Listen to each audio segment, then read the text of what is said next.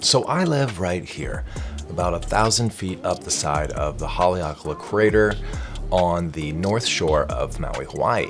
And when I stand at my tower garden, I can look straight out and see the ocean. And when I stand here and I look out and I see the ocean, I am looking directly east at over 2,000 miles of completely open ocean. The other side of that would be California. So the wind that gets carried down and over to Hawaii doesn't stop until it gets to my tower garden specifically. No, but really, it's very gusty here. And this is kind of a special tower garden to me. This is going to be my mini watermelon and cantaloupe tower garden.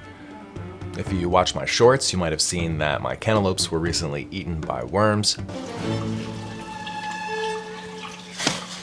I don't want to have that happen, so this garden is going to be sealed up like Fort Knox. Starting with the screens, and I also have mesh bags in the mail, I'm going to be tying all these vines up to this trellis so that my kids and all of our neighbors can enjoy fresh watermelons and cantaloupe. But they have to at least make it that far, and I know the wind would completely destroy these cantaloupes at the very least, because I've seen it happen before. So I'm going to pop all these into their holes, and look, even when I went to go grab the screen to wrap around this, I left the camera rolling on this cantaloupe plant that almost got completely ripped out of the garden by a few gusts of wind, so I better hurry.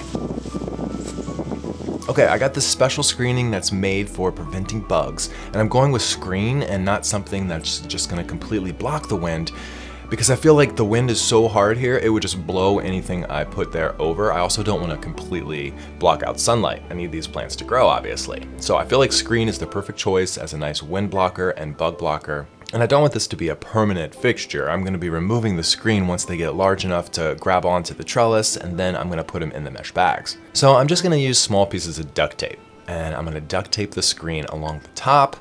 And one roll apparently wasn't enough for me, so let me go grab another roll. And I'm just gonna run one strip up and over the tower garden. I'm gonna tape it on this side, and then I'll go in here with some scissors and just cut around the top. Tape it all up like a Christmas present.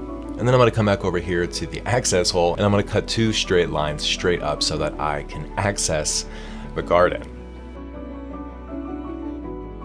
All right, it's been 24 hours, so let's go check on these cantaloupe plants and see how they've taken to the transfer, see if the wind has destroyed any or if my netting has held up.